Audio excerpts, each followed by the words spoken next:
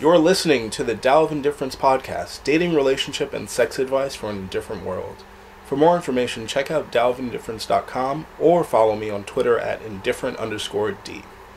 I'm your host, Indifferent D, and today I wanted to discuss sex and dating in the news, go over some frequently asked questions, and discuss some online dating profile tips for the new year. So I'll just jump right into sex and dating in the news. According to The Telegraph, men who discuss previous relationships and children are more likely to get responses from women.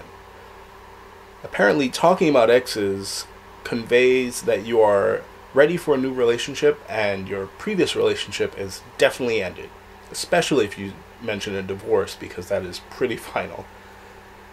This runs very contrary to what most online dating experts will tell you, but apparently saying that if you discuss an ex and that they are actually an ex, it shows that you are ready for a relationship.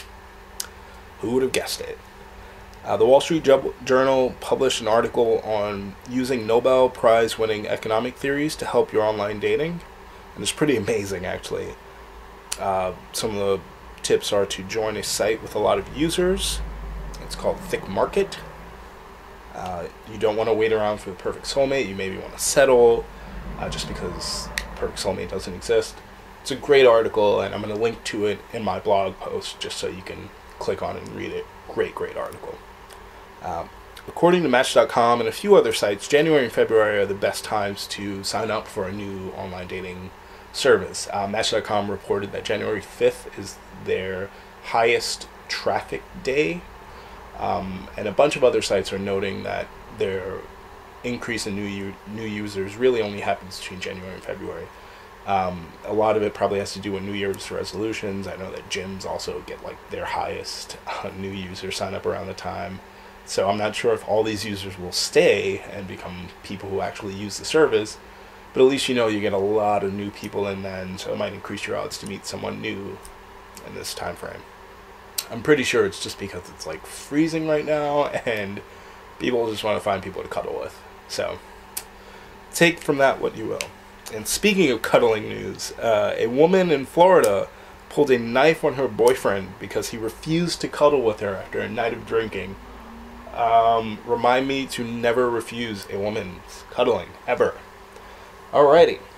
So, let's get into some frequently asked questions. I've combed the internet using a crack method of stealing questions from other websites. And these are the top questions that I wanted to answer because they were in no particular order of importance or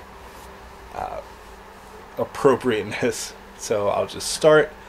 What topics are appropriate for a first date? Short answer, any of them. Long answer is it's really based on the company you're with. For me, I have no problem discussing politics or religion or money on a date. Not everyone is comfortable discussing any of those ever. And it really all depends on who you're going on dates with. I generally went on dates with people who had no problem talking about religion because I'm not particularly religious. And I tended to go on dates with people who aren't religious. So it wasn't really a problem talking about those topics.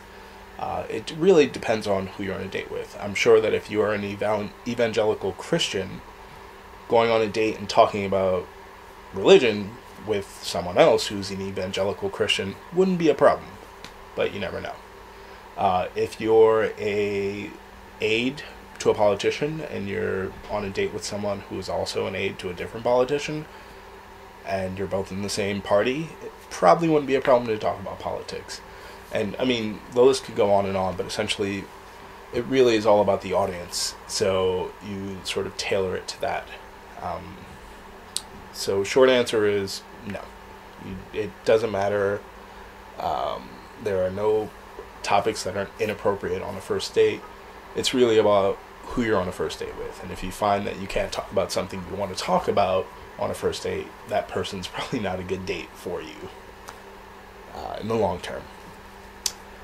Alright. How long should I wait to call or text someone back? So, a good rule of thumb is I would say the next day. Now, the next day could be the morning after a good date, or it could be, 5 hours later because your date lasted until midnight and you woke up and you felt the burning urge to text that person back. But you want to give it at least until the next day, however many hours away that is, just so you both have had time to sort of absorb how good or bad the date was. You want to text that person back saying, I had a great time, assuming you had a great time and you want to text them. Just let them know you had a great time and you look forward to seeing them again. You don't want to put the sort of onus on them to start planning the date right away. You just want to convey that you had a great time and you want to see them again. If they reply back and say that they want to see you, well then just respond as much as you like. But if they're a little slow on their response, then it might be a sign that it really didn't matter how long you waited because they weren't that interested. So it has less to do with the time and more to do with the interest of the person. All right, next question. Are men actually scared to approach women? I think that, yes, some men are definitely scared to approach women. I think it has less to do with the approaching women and more to do with the fear of rejection. Most people have a fear of rejection. When it comes to dating or just life in general, people are afraid to be rejected, men and women. If you want to make yourself more receptive and seem more receptive, it definitely helps to give off positive body language and inviting body language. If you're in a location like a bar and you see a guy you're interested in, you can always smile and make eye contact. If you are interested and the guy's not coming over but he looks like he's interested in you, just go over to him and approach him and say hello. Most guys will not be offended or upset if you make first contact. Most guys have never been approached by a girl in a bar, so it's probably going to work in your favor. What turns men off? Speaking only as one straight man, not the representative for all straight men, I will say that a lack of confidence is what turns me off. I like someone who can sort of stand on their own and do their own thing. So really it's just a lack of confidence. Confidence to me is attractive. That doesn't mean that for all men confidence is attractive. I'm sure there's some men who like really docile women who follow their lead at all times. But as for me, that's what I like. When is it okay to become Facebook friends with someone you're dating? The answer is never. Just don't do it at all. You should really only become Facebook friends with someone after you're in a serious relationship. The reason why is just because being Facebook friends with someone really is just an excuse to stalk them if you just started dating. And you don't want to do that. I've written about this before, how social media can really ruin your dating life. And I still think it's true. I think that once you give someone access to your Facebook account by being friends with them, and if they can see your profile, they can see a lot more than you think, or maybe a lot more than you're aware of. They can go back several years and see pictures of you and your family and your exes, or people they will assume are your exes, and it's just better to become Facebook friends with someone once you're in a serious relationship. It's less awkward, and usually when people are new to dating each other, there's this weird insecurity because you don't know where you stand. Just don't become Facebook friends with whoever you're dating. If you are already Facebook friends with this person, sucks to be you, but try to avoid it. Start off as like Instagram friends, maybe. And even then, that's pushing it. Alrighty. Online dating profile tips. I've gone over online dating profile tips in the past about pictures, etc. I wanted to approach this time a little differently, and I wanted to give you some tips that maybe work in a little more logical way by using LinkedIn as an example. I've recently been looking at LinkedIn a lot more just because I've become more conscious of it, and I think the way that people approach LinkedIn is a great way to approach online dating profiles. And my advice to people who are new to online dating is approach it as you would LinkedIn or a resume. So the first step is to keep your profile fresh and updated. You want to remove any outdated references to events in your past or anything that sort of hasn't happened in the last year and a half or a year. If you've learned a new skill or a new talent, or you've read a really interesting book, or you've changed anything in your life in the last year, you want to put that in your profile. If you've been on for a very long time, you want to update. Or if you're new to it, what you want to do is put some things that have happened recently. If you've taken a trip that was pretty cool, put that in there. If you've seen a new movie that really changed your worldview, put that in there. If you've gotten a new job, you can put that in there too. You know, it's all about keeping things fresh and putting in conversation starters. And if you've got references to movies that you saw 2 years ago, books that you read 2 years ago, or anything like that, you want to get rid of it, sort of keep it fresh, because every time you update your profile, it's a chance that someone will see that you updated your profile and will try to message you about your profile. Tip 2, you want to increase your visibility, and the best way to do that is to put your interests in the forefront of the profile. So a good example is if you're interested in a show like Doctor Who, you want to put in that you want to put on your profile that you are interested in the show Doctor Who. You're probably going to get at least one message about your mutual interest in Doctor Who by someone who's interested in you. You don't need to overload your page on just your interests. You can talk about other things. You don't have to talk about things that you nerd out about.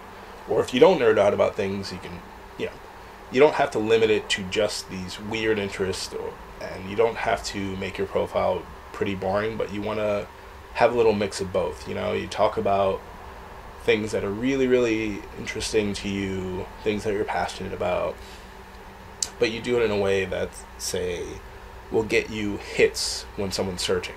Most dating websites have a keyword search, and this is really where your visibility comes into play. If you put on your profile that you like comics, somebody who's looking for comics will find you. If you put on your profile that you enjoy traveling, again, someone's going to find you. But if you put both, you're going to get a mix of both. So what you're doing is you put in as many of your interests as possible. They can range from the really, really obscure to the really, really mundane. Again, it can be something like you really enjoy reading books written by German authors in 1938, and you also really enjoy Scrabble.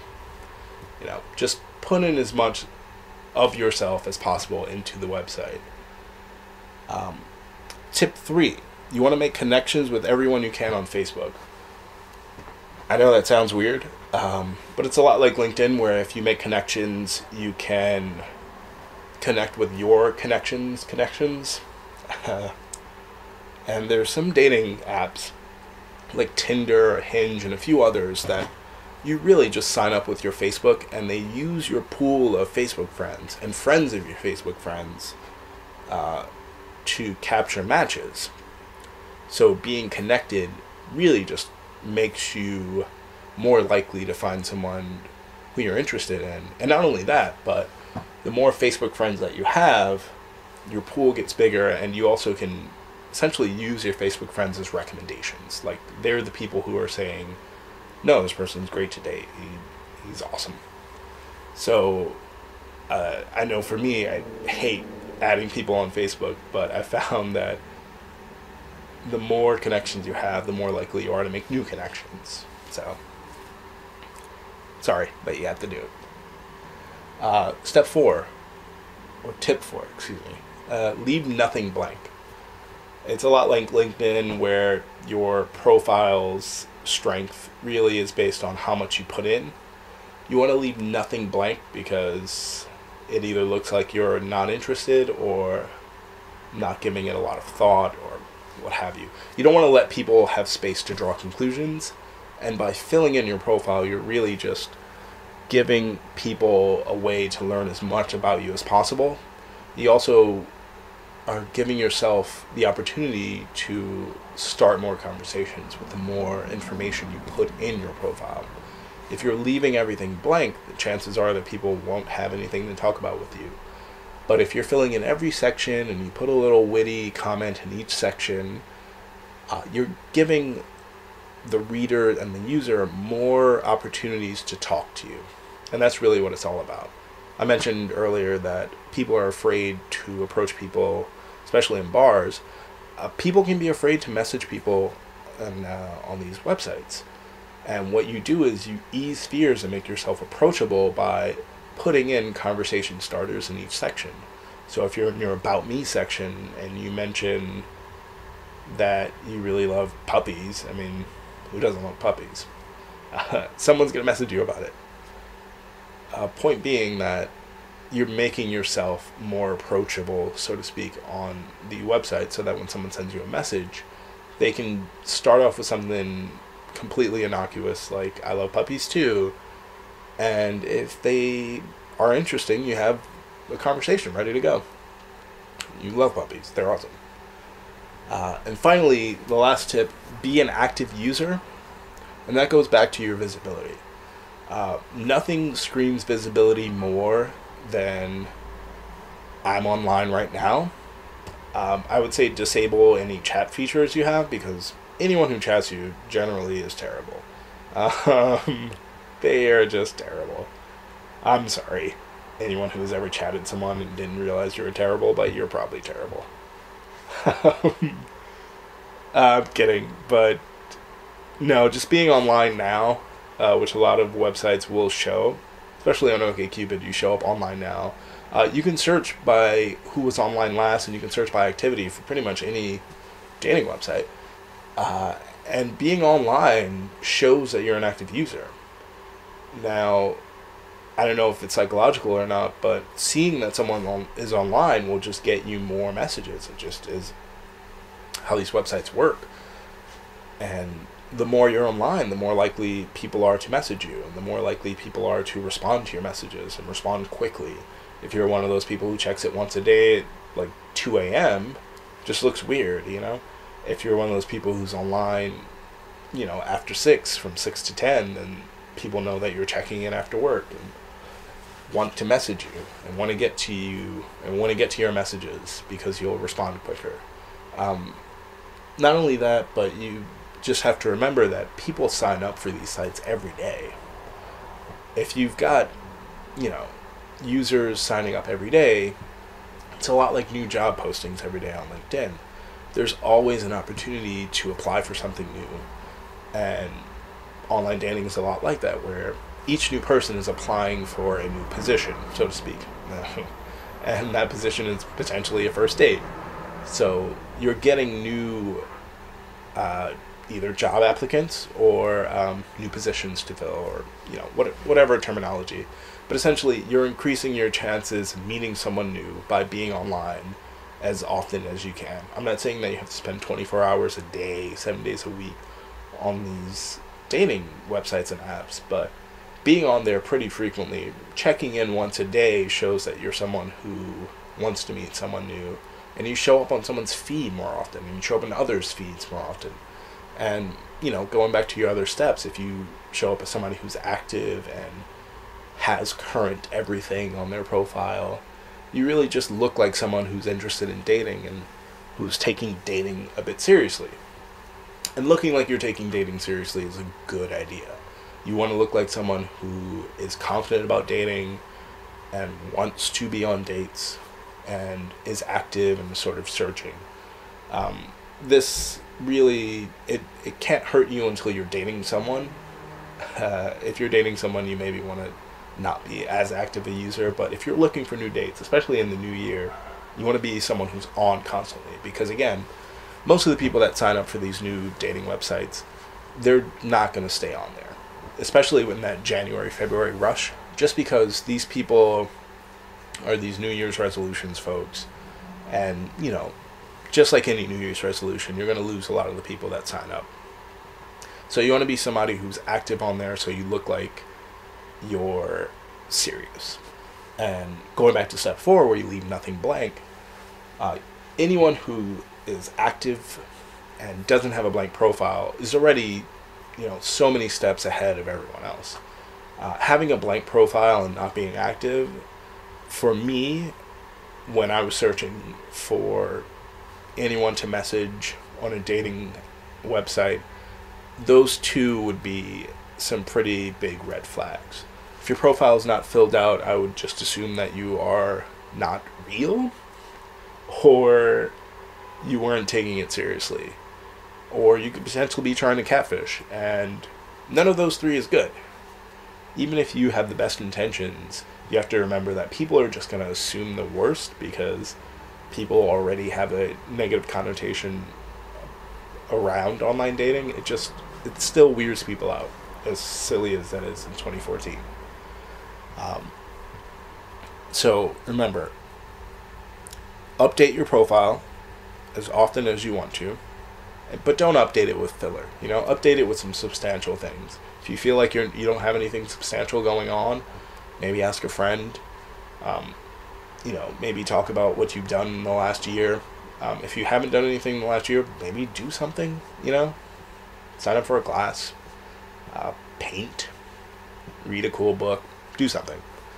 Or ask your friend to remind you of the things you've done in the last year. Increase your visibility by using a lot of keywords that you would search for, and keywords that you would want someone to search for you with. Just bear in mind that this can go both ways. So if you put in keywords like booty, bear in mind that there are people who are searching for the word booty and not with the best intentions. Make as many connections as possible.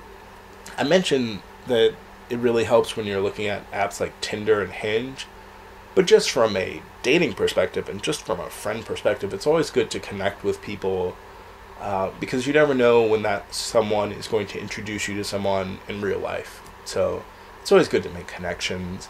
I'm not saying that you have to follow everyone religiously on Facebook. In fact, I unfollow people on Facebook all the time because I'm an avid user who doesn't like Facebook, but I'm on Facebook. Take from that what you will. Leave nothing blank. I cannot stress this enough. Leave nothing blank. Upload pictures. Don't leave your pictures blank, for one, because then you just look creepy. Don't leave your profile blank, because then you just look like you're not interested or don't have time. And either one is a bad idea. And finally, be an active user. You want to be as active as possible without driving yourself crazy. Those tips will help. I know for a fact that anyone who has used these tips, because I've given these tips out before, has shown that it's improved their dating life. And I'd love to hear your dating stories. You can email me them at dialofindifference@gmail.com. And that's it. I think that's all for today. Please subscribe to the Dial of Indifference podcast on iTunes if you're an i user of any sort, or on Stitcher if you're a Droid user, or both, because you can download Stitcher on any iTunes device you got. You can like us on Facebook at facebook.com/Dial of Indifference. And thank you very much for listening, and good luck out there. Bye.